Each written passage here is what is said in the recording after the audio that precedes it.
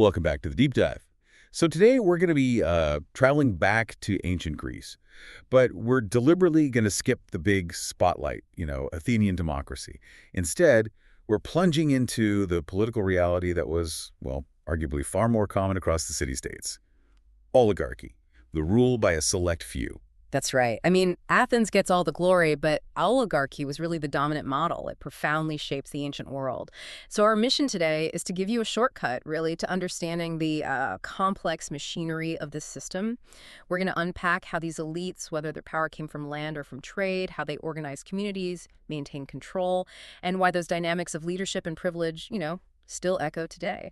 And to start, we really have to look at how these systems were even born. Oligarchy wasn't the original model, was it? Not at all. It replaced hereditary monarchy in a lot of places during the 8th and 7th centuries BCE. So what was the big shift? The fundamental shift was, well, it was revolutionary. Power was no longer just about birthright. It moved to those who controlled quantifiable wealth, specifically land. Okay, so it's all about land ownership. At first, yes. And it's fascinating to see what was happening economically that diminished the king. As populations grew and colonization took off, the king's traditional lands just became less important. Compared to what? Compared to specialized farmland and the huge fortunes being made offshore. So the king, who's relying on, inherited loyalty, he finds his authority just weakening as these new rich families pop up whose power is purely from capital. So the transition wasn't just a political reshuffle, it was an economic revolution. Yeah. But that new land-based system, it didn't last long, right? Because the economy kept changing. It did, and this is where it gets highly dynamic. Maritime expansion, flourishing trade routes. These became massive disruptive forces. So the next disruption wasn't military, it was commerce. Exactly. If the first oligarchy was built on the stability of land. Which is predictable. Right. This second wave was defined by the instability of commerce. And that must have created some seismic tension. I mean, you have this new merchant class popping up in port cities. Corinth, Rhodes. Miletus, yeah. And suddenly, the traditional landowning aristocracy, the old money, they have serious competition. They're being challenged by these commercially successful merchants. Who have vast amounts of liquid capital, but, and this is the key, they lack the old aristocratic pedigree. And the political rights that went with it. Exactly. So the harbors, they rapidly become these critical political hubs. Economic influence and social status just get all tangled up. So you have the land-based elites, whose whole identity is tied to their ancestral farms. And they're watching as this new merchant class basically dictates prices and controls the flow of all the cool imported goods. The tension becomes palpable. I mean, the big question is, should the old money make room for the new money? And the city-states all reacted differently to that question, which had huge consequences for their stability. They did. Some oligarchies, they were strategic, they saw the writing on the wall, they brought in their representation to include the wealthy middle class, they effectively co-opted them. Yeah. But others were rigid. They just excluded them completely, kept commercial wealth firmly out of the formal power structures. And that rigidity, our analysis shows, was a massive destabilizing factor. Oh, a huge one. We see these striking examples, like in Megara and Sicyon, where that exclusion just boils over into massive civic upheaval because the excluded wealthy, they felt they had nothing to lose by funding a revolution. Which just demonstrates that inherent instability, doesn't it? When the rules are all based on exclusion. Okay, so if you weren't an elite, not old money, not new money, yeah, what was civic life like for you? How did the average citizen interact with the machinery of governance? Formally, they didn't. Authority rested entirely with the wealthy few. You had government councils composed exclusively of this elite. They managed everything. Laws, taxes, war. All of it. And crucially, voting rights were almost universally tied to property ownership. So if you're an artisan, a farmer, a laborer, you are systematically excluded. Formally. But you mentioned collective bargaining earlier. That sounds, I don't know, surprisingly modern. If the elites held all the cards legally, why wouldn't they just ignore those demands? Because the rule of the few, though it was powerful, was entirely dependent on the willing participation of the many. Ah, okay. Oligarchs needed that broader support for two essential things: military manpower and economic stability. You need those farmers to harvest the food. You need the laborers to build the walls. So that dependence gave the non-elites some leverage, even without a vote. That's their leverage. So they used these subtle, informal channels to exercise what little power they had. Let's talk about one of those, the patron-client relationship. It sounds like an early form of political trade. It absolutely was. I mean, non-elites relied heavily on these relationships. For a common farmer, the exchange was very concrete. He'd trade his loyalty, his labor, maybe his family's military service. And in return, In return, the patron, the rich elite, would make sure his taxes were waived during a bad harvest, or maybe offer legal protection in a dispute. so it was a social contract, but not one enforced by law. Exactly. It's enforced by reciprocal favor. It gave the average citizen a way to deal with hardship outside the formal legal system. So, while policy is being shaped by the few in the council rooms, they're constantly looking over their shoulder at the silent majority. It sounds like a really delicate, tense balance. It was. And the elites knew it, which is why they worked so hard to stabilize it through culture. Culture. So it's not just laws and councils. Not at all. Their power wasn't just economic. It was social, religious, ancestral. Right. This is where that cultural infrastructure of elite power comes in. Leadership wasn't just holding an office. It was deeply intertwined with, kinship and religious duties. Absolutely.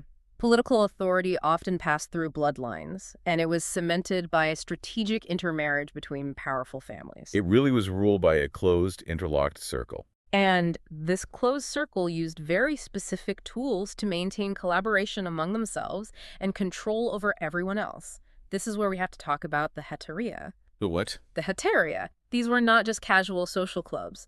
They were exclusive aristocratic fraternities. They were the true backbone of elite strategy. So these are the backroom deal makers. Precisely. They'd dine together, away from public view, and plan their political moves.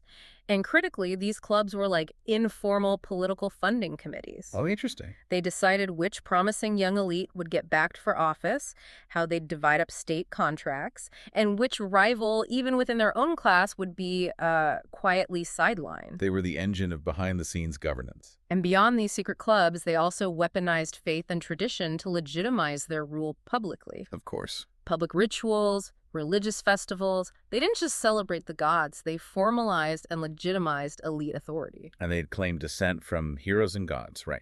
All the time. They'd commission poets to craft these heroic genealogies. And hereditary priesthoods just blurred the line between political and spiritual power. If you control access to the gods, you control a lot. You control the sacred realm and civic life. Both. And they made sure everyone knew who was in charge through these grand, very visible displays, sponsoring festivals, games. This political patronage is crucial. The practice is known as euergetism, being a benefactor. Doing good deeds. Right. And when an elite sponsored one of these incredibly expensive events, it wasn't just for fun. It was a strategic demonstration of their wealth, yes, but more importantly, it reinforced their status as generous benefactors of society. So they were buying public favor. They were buying public favor and consent, demonstrating virtue and authority at the same time, all without having to share any actual legislative power. So they paid for the party, and in exchange, they earned the right to run the country. A pretty good deal for them. But these power structures did not go unchallenged. And this is where the Greeks were so good, right? Creating public forums where the system itself was openly dissected. Exactly. I mean, Athenian theater, even in a state that was often flirting with oligarchy, it became this cultural battleground for examining power. You had comedy with figures like Aristophanes. Using just razor-sharp satire to expose elite hypocrisy, mock their extravagance. And then tragedy explored the moral costs of it all with such depth. Tragedians like Sophocles and Antigone or Euripides in The Suppliant Women, Yeah. they used the stage not just for entertainment, but to articulate these early democratic values. Asking these huge questions in a massive public forum. Yeah, like what is the moral burden of absolute power? And then, beyond the stage, you have the philosophers, who offered maybe the sharpest, most enduring critiques of wealth-based rule. This is so essential for our deep dive. You have Plato in the Republic, who focuses intensely on the mechanics of its inevitable corruption. He's the one who warned that oligarchy divides society into what he famously called two cities, the rich and the poor. And this is where the insight really deepens. For Plato, the problem was this fundamental error of defining success purely by money. He argued that the insatiable desire for wealth just corrupts the state.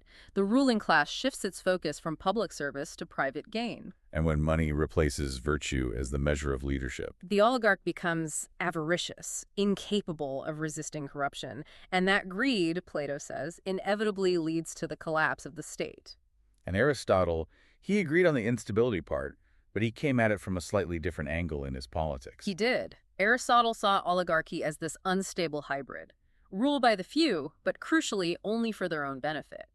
His core critique was that oligarchies mistake wealth for wisdom. A flawed premise. A deeply flawed premise. The idea that just because you're rich, you're automatically qualified to rule. And because wealth accumulation becomes the only goal of government, the common good is just neglected. Which, he says, sows deep resentment and guarantees, eventually, a revolution. Wow. That analysis remains strikingly relevant. So what does all this mean for us today? The parallels between those ancient struggles and, modern debates about wealth inequality, corporate influence, they're profound. They really are. The underlying mechanisms of imbalance are startlingly similar across millennia. Ancient power came from land and trade. Today, it comes from capital, technology, media platforms.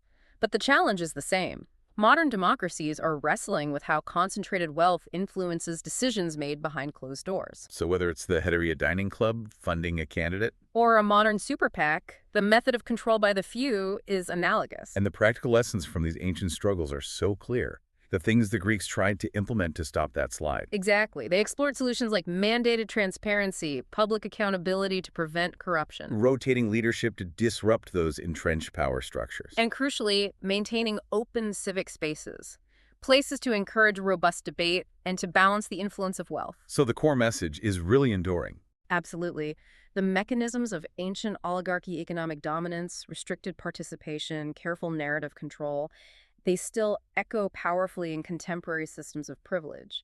The Greeks recognized the inherent dangers of imbalance a long, long time ago. They warned that leadership without accountability just breeds division and ultimately destroys the state. Absolutely. The philosophers worry that oligarchies collapse when wealth replaces virtue. So considering everything we've unpacked today, from those strategic dining clubs to the warnings of Plato, here's a final thought. What enduring virtue beyond the acquisition of capital must modern leadership prioritize to ensure sustainable governance and prevent the kind of political fragmentation Plato warned about? We encourage you to reflect on that question.